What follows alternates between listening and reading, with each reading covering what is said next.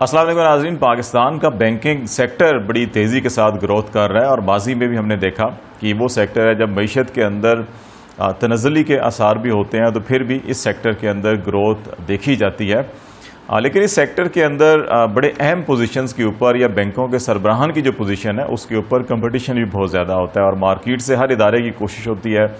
کہ ایک قابل اور ذہین شخص کو جو ہے وہ ہائر کیا جائے. لیکن بدقسمتی سے پاکستان کے قومی بینک نیشنل بینک کے حوالے سے اگر ہم دیکھیں تو اس کا کوئی طریقہ کار ڈیفرنٹ ہے پرائیویٹ بینکوں کی نسبت. اور ریسنٹلی اسلام آباد ہائی کورٹ نے بینک کے پریزیڈنٹ اور بینک کے چیئرمین کی تقرری کو غیر قانونی قرار دیا تھا جون کے آخری ہفتے میں. لیکن 2 ہفتوں کے اندر وزارت خزانہ نے اور نیشنل بینک نے الگ الگ 4 پٹیشن دائر کی اسلام آباد ہائی کورٹ میں. اور دوسری ہی پہلی سماعت کے اوپر اسلام آباد ہائی کورٹ کے چیف جسٹس اور جسٹس عامر فاروق صاحب 2 جج کے اوپر مشتمل ڈویژنل بینچ نے جو ہے وہ سنگل بینچ کے فیصلے کو کالعدم قرار دے دیا اور نیشنل بینک کے پریزیڈنٹ اور چیئرمین کو ان کے عہدوں پر بحال کر دیا گیا ہے. دلچسپ بات یہ ہے کہ اس معاملے میں اٹارنی جنرل آف پاکستان جو ہے وہ وزارت خزانہ کی جانب سے پیش ہوئے، جبکہ سابق اٹارنی جنرل آف پاکستان مخدوم ملک خان جو ہیں وہ نیشنل بینک کی جانب سے پیش ہوئے تھے. اور اس کے اندر جو ایک دلیل پیش کی گئی، جواز پیش کیا گیا، وہ یہ کہا گیا کہ نیشنل بینک کے پریزیڈنٹ یا چیئرمین کی تقرری کے لیے اشتہار دینے کی کوئی ضرورت نہیں ہے. تو یہ بڑی عجیب و غریب صورتحال تھی. اگر ملک کے جو باقی اہم پوزیشنز کو ہم چھوڑ دیں، پبلک سروس کمیشن کے اندر اور سرکاری ملازمتوں کے اندر بھی حکومت کا جو طریقہ کار ہے، جو حکومت کی پالیسی ہے اور جو عدلیہ کے فیصلے موجود ہیں، اس میں یہ کہا جاتا ہے کہ آپ اشتہارات کے ذریعے سے پبلکلی اشتہار جاری کریں گے تاکہ جو اہل لوگ ہوں، کمپٹیشن کے تحت سلیکشن کے بعد جو لوگ ہیں وہ سرکاری ملازمتیں اور پوزیشنز حاصل کر سکیں. لیکن عجیب بات ہے کہ نیشنل بینک آف پاکستان کے صدر کے لیے اور چیئرمین کے لیے اشتہار دینے کی ضرورت نہیں ہے، ان کو ویسے ہی سلیکٹ کیا جا سکتا ہے. اور ایک ایسا بینک جس کے جو مجموعی اثاثے ہیں وہ 3000 ارب سے زیادہ ہو، جس میں کھاتوں کی مالیت جو ہے، اکاؤنٹس کی مالیت جو ہے وہ تقریباً 2500 ارب کے قریب ہو، جس کا سالانہ پروفٹ جو ہے وہ 40-50 ارب روپے کا ہو. اس بینک کے سربراہ کے لیے یا چیئرمین کی تقرری کے لیے کیا طریقہ کار ہے کوئی معلوم نہیں. اٹارنی جنرل آف پاکستان اور سابق اٹارنی جنرل آف پاکستان اور حکومت پاکستان کا یہ موقف کہ ان کے لیے کوئی اشتہار دینے کی ضرورت نہیں. اور دلچسپ بات یہ ہے کہ ہائی کورٹ کے معزز جج صاحبان بھی اس موقف کو تسلیم کر لیتے ہیں اور ان دونوں صاحبان کو اپنے عہدوں پر بحال کر دیتے ہیں. اس حوالے سے جو نیشنل بینک کے اندر یا جو واقفان حال لوگ ہوتے ہیں ہر جگہ کے اوپر، وہ بعض ججز کے اوپر انگلی اٹھا رہے ہیں. ان کا یہ کہنا ہے کہ اس کیس کے اندر ایک جج ایسے ہیں جن کے والد صاحب جو ہیں وہ نیشنل بینک کے لیگل ایڈوائزر ہیں. ہمیں نہیں معلوم اس کے اندر کتنی صداقت ہے نہیں ہے، لیکن جن وجوہات کی بنا کے اوپر ان کی تقرری کو کالعدم قرار دیا گیا تھا، انلیگل قرار دیا گیا تھا، وہ بڑی ویلڈ ریزنز ہیں. جسٹس محسن اختر کیانی نے اس فیصلے کو جاری کیا تھا. اس میں یہ کہا گیا تھا کہ نیشنل بینک کے پریزیڈنٹ کی جو قابلیت ہے، تعلیمی قابلیت اور تجربہ جو ہے، وہ دونوں بینکنگ سیکٹر سے منسلکہ نہیں ہے، اس لیے وہ اس پوزیشن کے اہل نہیں ہے. جبکہ چیئرمین کی تقرری کے لیے اشتہار بھی نہیں دیا گیا تھا. لیکن بڑی ویلڈ ریزنز ہیں اور ماضی کے اندر ایسی بے شمار مثالیں موجود ہیں جہاں سپریم کورٹ آف پاکستان نے بھی ایسی تقرریوں کو کالعدم قرار دیا تھا. اور اس قسم کی تقرریوں کو نہ صرف کالعدم قرار دیا گیا تھا بلکہ شاہد خاقان عباسی اور شوکت عزیز جیسے جو پرائم منسٹرز کے عہدوں پر بھی رہے، وزراء بھی رہے، ان کے خلاف نیب میں ریفرنسز بھی دائر کیے گئے تھے. لیکن اس معاملے میں آ کے جسٹس اطہر من اللہ صاحب انتہائی معزز جج ہیں. ججز کی تحریک ہو عدلیہ کی آزادی کے لیے انہوں نے بڑی تحریکیں چلائیں اور ہم بھی اس وقت اس تحریک میں شامل تھے اور ان کا کردار کوئی ڈھکا چھپا نہیں ہے. یقیناً انہوں نے آزاد عدلیہ کے لیے بڑی جدوجہد کی اور قربانیاں دیں جب افتخار چودھری کے لیے یہ تحریک چلائی جا رہی تھی. لیکن ان فیصلوں سے یہ لگتا ہے کہ شاید اس تحریک کے جو ثمرات ہیں وہ عام آدمی تک نہیں پہنچ رہے. اس تحریک کے ثمرات بھی جو ہیں بڑے خاص لوگوں تک پہنچ رہے ہیں. اور ہم اگر عدلیہ کے بے شمار فیصلے جو خاص طور کے پاکستان کی جو اشرافیہ ہے یا ایلیٹ کلاس ہے اس سے متعلق جو فیصلے اگر ہم دیکھیں تو ان کو ایک ایک دن میں ایک ایک دو دو پیشیوں کے اوپر جو ہے ریلیف دے دیا جاتا ہے. لیکن اسی نیشنل بینک کے 11,000 سے زیادہ پینشنر جو بزرگ شہری ہیں، کسی کی عمر 70 سال ہے، کسی کی 80، کسی کی 90 سال ہے، ان کا ایک معاملہ جو پینشن کی ادائیگی کا ہے، نیشنل بینک نے پینشن کے اوپر کٹوتی کی ہے، انہوں نے ہائی کورٹ سے رجوع کیا، ہائی کورٹ نے ان کے حق میں فیصلہ دیا، پھر نیشنل بینک سپریم کورٹ گیا، سپریم کورٹ نے اس پٹیشن میں پینشنرز کے حق میں فیصلہ دے دیا، پھر نیشنل بینک نے دوبارہ ریویو پٹیشن فائل کی جو ابھی تک تقریباً 45 مہینوں سے زیر التوا پڑی ہوئی ہے۔ اس پاکستان کے معزز بزرگ شہری جن کا کوئی اور ذریعہ آمدن نہیں ہے، جن کا انحصار، جن کے گھر کا چولہے کا انحصار صرف ان کی پینشن کے اوپر ہے، اس پہ کٹوتی کی گئی ہے، اور اس کی جو پٹیشن ہے یا اس کی جو اپیل ہے وہ 45 مہینوں سے زیر التوا ہے اور ان کی کوئی داد رسی نہیں کر رہا۔ پاکستان کے تمام قوانین، ایون سپریم کورٹ کے اپنے فیصلے موجود ہیں کہ اگر پبلک پلیسز کے اوپر بھی بزرگ شہریوں کے لیے خصوصی رعایات اور ان کو ترجیح دی جائے گی، ہر معاملے کے اندر ان کے لیے رعایت اور ترجیحات مقرر کی گئی ہیں، لیکن سپریم کورٹ کے اندر ان کی پٹیشن پڑی ہوئی ہے 45 مہینوں سے، اس کو ترجیح بنیادوں پر نہ سنا جا رہا ہے، نہ اس کے اوپر فیصلہ دیا جا رہا ہے۔ اور جو پینشنرز ہیں یا نیشنل بینک کے اندر جو لوگ موجود ہیں، ان کا یہ کہنا ہے کہ سپریم کورٹ کے اندر بھی ایک انتہائی معزز اور سینئر ترین جج جو ہیں، ان کے بھی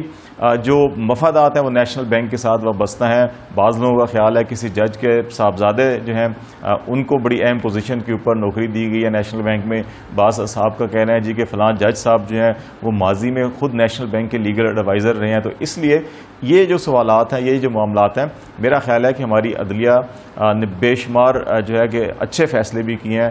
آمریت کے خلاف ہوں یا حکومتوں کے خلاف ہوں یا حکمرانوں کے خلاف بھی ہوں، تو عدلیہ نے اچھے فیصلے کیے ہیں، لیکن عوام کے جب معاملات ہوتے ہیں جہاں پہ بالخصوص بزرگ شہریوں کا معاملہ ہو، ایک عام آدمی کا معاملہ ہو، وہاں پر جو ہے وہ بظاہر یہ نظر آتا ہے کہ عدلیہ کی جانب سے کہیں نہ کہیں کوئی نہ کوئی کوتاہی برتی جا رہی ہے، جس کی وجہ سے عوام کے اندر عدلیہ کے جو امیج ہے وہ کوئی اچھا نہیں قائم ہو رہا، عدالتی جو ساکھ ہے وہ متاثر ہو رہی ہے۔ تو ہماری عدلیہ کو یہ چاہیے کہ جس طرح سے وہ اشرافیہ کو، جس طرح سے وہ نیشنل بینک کے پریزیڈنٹ اور چیئرمین کو ایک ہفتے کے اندر اندر جو ہے کہ ریلیف فراہم کر دیا گیا، اور اس کے باوجود کہ تمام شواہد موجود ہیں کہ ان کے کوئی اشتہارات نہیں دیے گئے، کرائٹیریا، ان کی تعلیمی قابلیت، ان کا ایکسپیرینس، ساری چیزیں اگینسٹ ہیں، لیکن اس کے باوجود ان کو ریلیف دیا گیا۔ عدلیہ نے بہتر سمجھا ہوگا اگر ان کی دانست میں یہ ان کے ساتھ زیادتی ہوئی کہ ان کو عہدوں سے ہٹایا گیا، تو چلیں ٹھیک ہے، ہم بھی مان لیتے ہیں، لیکن خدا را ان بزرگ شہریوں کے، ان پینشنرز کے اوپر بھی حال کے اوپر رحم کیجئے کہ جن کا سارا گزر اوقات، جن کی زندگی کا انحصار ہی جو ہے اس معاملے کے اوپر ہے۔ اگر ان کے ساتھ زیادتی ہوگی تو یقین جانیے کہ اللہ بھی خوش نہیں ہوگا، ہمیں اللہ کو بھی ایک دن جواب دینا ہوتا ہے، تو اس معاملے کو بھی دیکھیں اور اس کا بھی فیصلہ کم از کم چلیں 7 دن یا 14 دن کے اندر نہ صحیح، لیکن کوئی 1 مہینے کے اندر ہی کر دیں، ان کی اپیل کو سنیں، ان کی اپیل جو نیشنل بینک نے کی ہوئی ہے ان کے خلاف فیصلے کے حوالے سے، اس کو سنا جائے، اس کے اوپر فیصلہ کیا جائے، تو شاید وہ جو معاملات ہیں جس کے اوپر لوگ انگلیاں اٹھاتے ہیں سیاسی معاملات میں، تو عوامی مفاد میں جو فیصلے کیے جائیں تو شاید کچھ ازالہ ہو سکے۔ عوام جو ہے جو عدلیہ کی ساکھ کے حوالے سے جو ان کے اندر سوالات پیدا ہو رہے ہیں وہ ختم ہو۔ یہ جو بینکنگ سیکٹر ہے اس کے اندر کیوں ضروری ہوتا ہے کہ یہاں پہ اہل لوگ ہونے چاہیے اور متعلقہ تجربہ ہونا چاہیے، اس کا اندازہ صرف اس چیز سے لگایا جا سکتا ہے کہ پاکستان کے اندر اگر پچھلے سال بینکنگ سیکٹر کا ٹوٹل والیوم دیکھیں اور اس کی گروتھ دیکھیں تو اندازہ ہوگا کہ کتنا بڑا اس کے اندر پیسہ انوالو ہے، اور یہاں پہ اگر اہل نہیں لوگ ہوں گے، متعلقہ لوگ نہیں ہوں گے، تو لوگوں کی امانتیں ہوتی ہیں بینکوں کے اندر پیسے کی صورت کے اندر، تو ان میں خیانت ہو سکتی ہے۔ پاکستان کا بینکنگ سیکٹر 2020 کے اندر اس میں ٹوٹل جو گروتھ ہے وہ 13.33% اس کے اندر ٹوٹل گروتھ ہوئی، جو کل اثاثے ہیں تمام بینکوں کے پاکستان میں اس وقت وہ 25 ٹریلین سے اوپر ہیں، اور 2019 میں یہ تقریباً 22 ٹریلین تھے، تو 3 ٹریلین جو ہے ان اثاثوں میں اضافہ ہوا۔ لوکل بینک کا جو شیئر ہے پاکستان کے اندر بینکنگ سیکٹر کے اندر وہ 97.07% ہے، اور لوکل بینکنگ کی جو ایسٹس ہیں ان کے اندر 13.68% جو ہے وہ اضافہ ہوا تھا، اور فورن بینک جو ہیں ان کا پاکستانی بینکنگ سیکٹر کے اندر 2.93% شیئر ہے، اور ان کی جو گروتھ ہے وہ 2.87% دیکھی گئی تھی۔ جو بینکنگ سیکٹر کا پروفٹ ہے صرف اس سے اندازہ لگا لیجئے کہ کتنا اس کے اندر پروفٹ ہوتا ہے کہ 2020 کے اندر تمام بینکوں نے پاکستان کے ٹیکس کی ادائیگی سے پہلے کا جب منافع ہے وہ 94 ارب اور 63 کروڑ روپے ان کا پروفٹ تھا، جو اس سے پچھلے سال کی نسبت 2019 کی نسبت اس میں اگر ہم اضافہ دیکھیں تو 29.61% اس میں اضافہ ہوا، اور ٹیکس کی ادائیگی کے بعد جو خالص منافع بینکوں نے حاصل کیا پاکستان کے تمام وہ 65 ارب اور 14 کروڑ روپے تھا۔ یہ 35.48% 2019 की निस्बत ज़्यादा था। اور ان 65 ارب کے پروفٹ کے اندر اگر نیشنل بینک کا پروفٹ دیکھیں، اگر وہ 36 ارب کا ہو تو آپ دیکھ لیں کہ بینکنگ سیکٹر کے اندر جو ہاف پروفٹ ہے وہ نیشنل بینک حاصل کر رہا ہے۔ تو اس لیے نیشنل بینک کی انتہائی کی پوزیشنز کے اوپر اگر آپ پریزیڈنٹ یا چیئرمین کو کسی سیاستدان کے بیٹے کو بٹھائیں گے یا کسی کی سفارش کی بنیاد کے اوپر بٹھائیں گے یا وزراء کی سفارشوں کی بنیاد پہ بٹھائیں گے اور پھر عدالتوں سے اثر و رسوخ استعمال کر کے فیصلے بھی لیے جائیں گے، تو یقیناً اس سے معیشت اور ملک کے لیے اچھا نہیں ہوگا، میرٹ کے لیے اچھا نہیں ہوگا، اس کے نتائج برے نکلیں گے۔ اسی طرح جو پاکستان کے اندر ڈی ایف آئیز کا سیکٹر ہے، یہ بھی فائنینشیل سیکٹر انسٹیٹیوٹ ہوتے ہیں جو ڈیولپمنٹ سیکٹر کے اندر لگاتے ہیں، ان کے ایسٹس جو ہیں ان میں بھی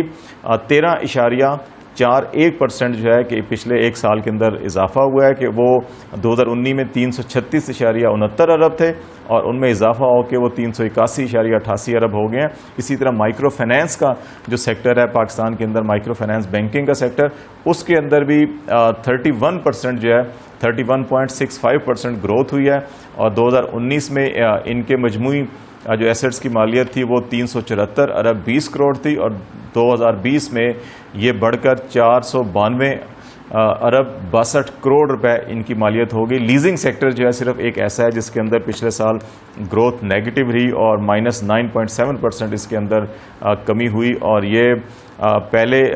2019 میں لیزنگ سیکٹر کی جو ایسٹس کی مالیت تھی وہ 31.29 ارب تھی، جو کم ہو کے 28 ارب 33 کروڑ پہ آ گئی۔ تو اگر یہ جو مجموعی بینکنگ سیکٹر ہے اور اس کے اندر نیشنل بینک کا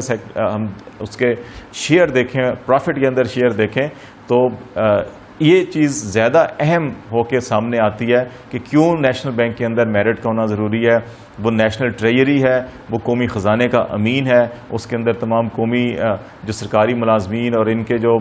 کھاتے ہیں، ملازمتیں ہیں، ان کی جو تنخواہیں ہیں وہ ساری اس کے ساتھ منسلک ہیں، اور پھر بہبود بند جو فنڈ ہے وہ پاکستان کو بھی اس سے منسلک ہے۔ تو اس صورت کے اندر نیشنل بینک کے سربراہوں کی تقرری کے اندر حکومت کو تحمل کا مظاہرہ کرنا چاہیے تھا۔ جب اسلام آباد ہائی کورٹ کے سنگل بینچ نے پریزیڈنٹ نیشنل بینک اور چیئرمین کی تقرری کو کالعدم قرار دیا تھا اور انلیگل قرار دیا تھا، تو اس پہ وفاقی وزیر اطلاعات نے ٹویٹ بھی کیا تھا اور کوئی انہوں نے ناراضگی کا اظہار کیا تھا۔ تو ایسا بھی نہیں ہونا چاہیے، اگر وہ خلاف قانون بھرتی ہوئی ہے تو ان کو ایسا ہی سلوک ہونا چاہیے عدالت کر رہی تھی۔ لیکن بدقسمتی کی بات یہ ہے کہ ان کے اندر کیونکہ اپنے 3 وفاقی وزراء شامل تھے جو ان لوگوں کو اکوموڈیٹ کر رہے تھے نیشنل بینک کے اندر، تو ان کے اوپر بھی اگر انلیگل عدالت نے قرار دے دیا تو 3 وفاقی وزراء کے سر کے اوپر تلوار لٹکی ہوئی تھی، اور ٹرانسپیرنسی انٹرنیشنل نے حکومت پاکستان کو خط بھی لکھا تھا کہ ان 3 وفاقی وزراء یا جو ذمہ داران ہیں ان کے خلاف کارروائی کی جائے کہ انہوں نے اتنی اہم پوزیشنز کے اوپر کیوں غیر قانونی بھرتیاں کی۔ لیکن عدالت کا فیصلہ ہے، اسلام آباد ہائی کورٹ نے فیصلہ کیا سر آنکھوں پر، لیکن اس کی جسٹیفیکیشن دیکھنا ہوگی کہ وہ کیا جسٹیفیکیشن دیتے ہیں، یا یہ بھی دیکھنا ہوگا کہ پٹیشنر جو ہیں جنہوں نے ان کی تقرریوں کو چیلنج کیا تھا وہ اس فیصلے پر اتفاق کر لیتے ہیں یا وہ سپریم کورٹ سے رجوع کرتے ہیں، اور سپریم کورٹ کیا اس پٹیشن کے ساتھ وہی سلوک کرے گی جو پینشنرز کے ساتھ کیا ہوا ہے کہ اس کو التوا میں ڈال دے گی، یا اس کے اوپر وہ ایسے فیصلہ کریں گے جیسے اسلام آباد ہائی کورٹ نے فیصلہ کیا۔ ہماری عدالتوں کو